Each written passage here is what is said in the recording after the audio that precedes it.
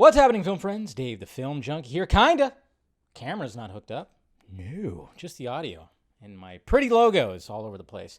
Yeah, I told you guys that I wasn't going to be doing any Film Junkie lives this week since I am going to be going out of town on Wednesday morning. And I figured holiday week, why not just take the time off? But not even me. I can't. It's hard for me to take time off, guys. Because obviously, even though movie news was going to be pretty scarce probably this week, there's still things to talk about, and there's something that I wanted to talk about, which is this video right here for GQ Spain that featured Henry Cavill, because a lot of people were talking about it on the timeline, so I kind of wanted to be like, all right, let's kind of talk about this a little bit. Let's go over this a little bit, because I'm not really liking what I've been seeing sometimes, when it comes to the fandom, the Snyder fandom, I should say, because seems like recently a certain section of the fandom has started to turn on Mr. Cavill, and it's been like that for a little bit, I would say, because it keeps getting brought up about old comments that he said about Whedon and being in line with the reshoots and whatnot. All that, and then, of course, a lot of people didn't like the fact that he didn't join in on the November 17th. Of course, that was the 2-year anniversary that we had where everybody, Ben Affleck, Gal Gadot, Ray Fisher, Jason Momoa, all of them participated in tweeting out the released Snyder Cut hashtag, but not Cavill. And everybody was kind of wondering what is going on. I remember I was like, you know what? Back then, I always said that Henry Cavill was caught between literally a rock and a hard place, which is WB and wanting to play Superman again, and Zack Snyder. And then of course he showed up on the when they fully announced Zack Snyder's Justice League after the Man of Steel watch, which was absolutely fantastic. And it was just kind of going like, all right, that's interesting, but there's still people out there that just they're turning on this man. I mean, I've literally seen that they want to have him recast, and I'm like, how are we supposed to restore the Snyderverse if you're not going to have Superman? And the guy who was there from the beginning, it just can't, that's just not the case. So let's go over what he said in this interview right here. It starts off right away about him talking about what he wants to see with Superman. I was very keen on really fleshing out Superman's early stages of his journey first. We had Man of Steel, and then we went quite a bit darker with Batman v Superman. Of and course. if he were to succumb to the anti-life equation and become bad Superman, I really wanted to make sure that we saw the hero Superman, and we saw the true symbol of hope, the beacon of light, before we went down the path of darkness and then redemption. And still something that I am very keen to flesh out. Okay, so that was a little bit right there where basically he's saying that he was kind of like, well, let's go this direction first, then go that direction. He still is very much talking about the fact that, well, the anti-life, succumbing to the anti-life equation, which is very much what we know Zach was setting up. It sounds like to me like Cavill was like wanting to be like, well, what if he establishes him up first, being that symbol of hope, and then all of a sudden he succumbs to it, which I could totally see that. I could totally 100% see that, because he wanted to do a sequel before we had this turnaround where Superman essentially, becomes evil, which we already saw. Snyder was just cutting to the chase. Snyder was just like going, hey, we're going to put this motherfucker just through the ringer before he gets to the part where and to be fair, honestly, I mean, if we think about it, he didn't succumb to the anti-life quite yet. There's always like a possibility. And we did get that redemption. We got the death, and we got the rebirth, and now we got the redemption when he showed up and just kicked Steppy's fucking ass. Of course we got that a little bit. But he wanted to have a sequel. I think it sounds to me like Cavill's like, well, that would be cool to have like a sequel squeezed in before the next Justice League movie, which I think a lot of us would be actually okay with. I think we'd very much be okay with. This man obviously still very much has high hopes to still play Superman again. And God, fuck, I think Dwayne Johnson's the one he's the one that's going to save that. He's going to save it. Okay? Nobody wants that JJ race bent fucking Superman that he wants. No, nobody wants that. Nobody wants that. We're okay with Michael B. Jordan, what he's doing. Yeah, it's a totally different Superman. Totally fine with that. But whatever JJ was trying to, no, we want this man right here, this purty man right here to play Superman. And, for God's sakes. So let's continue. Man of Steel. Yes. The wonderful thing about Man of Steel and what Snyder and Nolan and I wanted to do with Superman was create a Superman who was accessible in the sense that what would we do if we lived in a world where we had to keep every single aspect of ourselves hidden and we couldn't really truly interact with people, and how would that affect us? It's especially when you have that scene with Kevin Costner who's saying, look, don't reveal yourself. The world is not ready for you yet, and it'll only be a bad thing. Yeah. So anti-Snyder. Sounds like they were very much on the same page.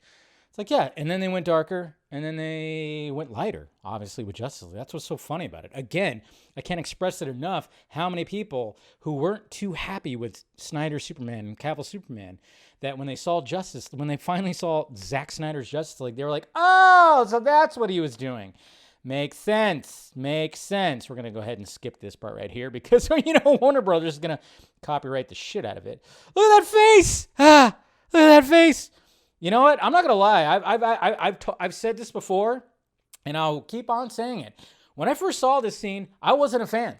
I was not a fan. And if that's news to you guys, and now you're going to call me anti-Snyder, well, it's not going to be the first time. No, I was not a fan of this scene because I always thought that, well, the heart attack is something that Clark could not save his father from.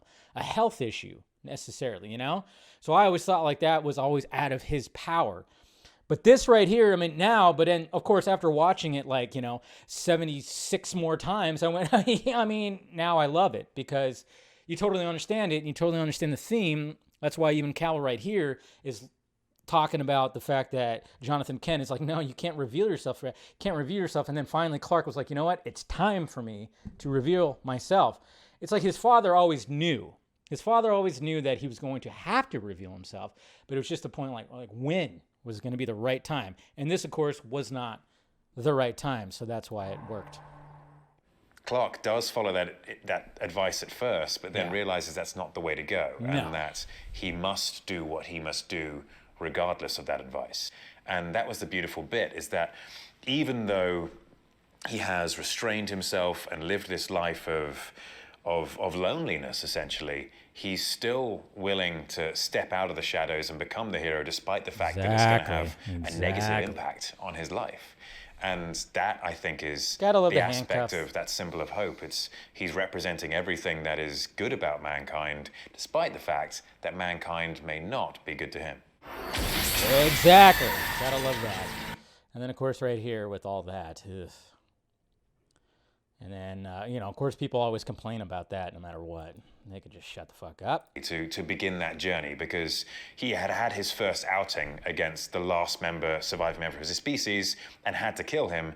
And that is going to inform a lot of who he becomes. The terrible destruction of Metropolis, where he's fighting someone who has the same powers of him, but actually has training. He barely makes it out of that thing alive. And so what lessons has he learned? He definitely isn't going to kill anymore.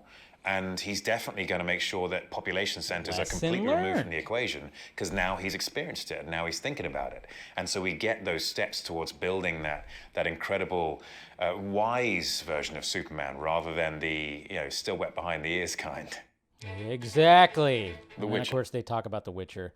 Let's get his pretty face back up there. Anyways, okay, so yeah.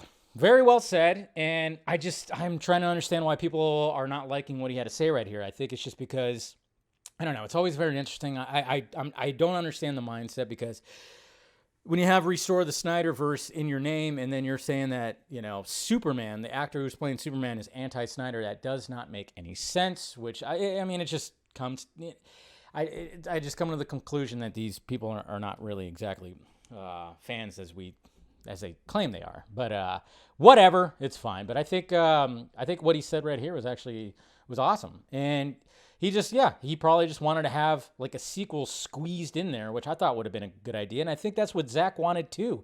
Zack was gonna tell his story when it comes to this arc right here of Superman, and he very much did. Those first 3 movies was very much the Superman just sending him through that ringer of you're a greenhorn, and like Cavill just said right here, he's facing somebody with the same powers, but he has training, barely makes it out, and then of course the backlash from that, big backlash, batlash, if you will. Jeez.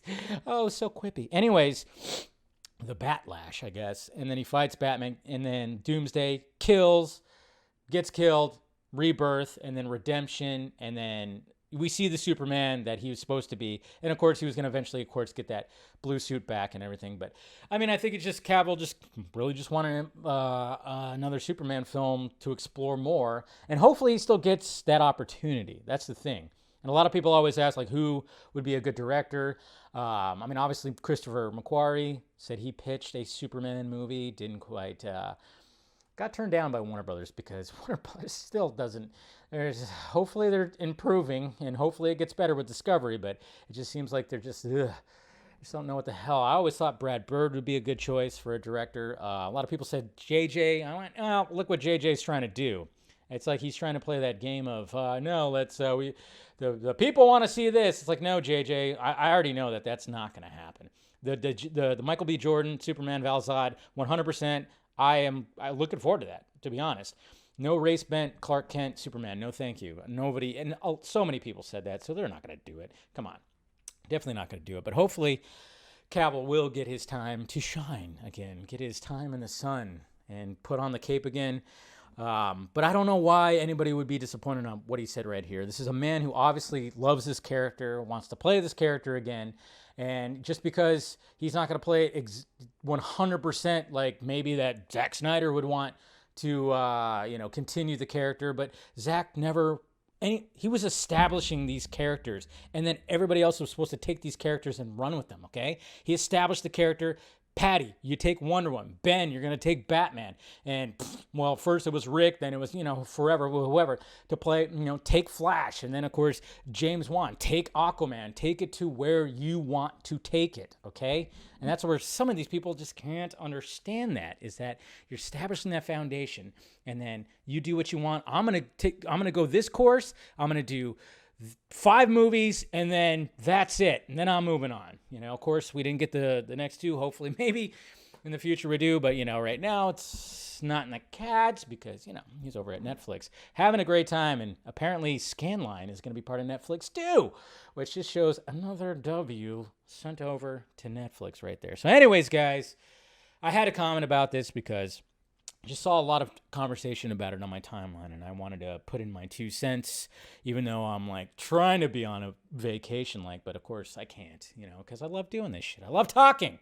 So what can I say? Anyways, guys, let me know your thoughts about it down below. Hit that thumbs up. Make sure you subscribe to the channel. Join if you want to become a member. Got the Patreon there too if you want to help out the pirate ship. And then, of course, the Film Junkie Closet down below. All right, guys. I'll talk to you later.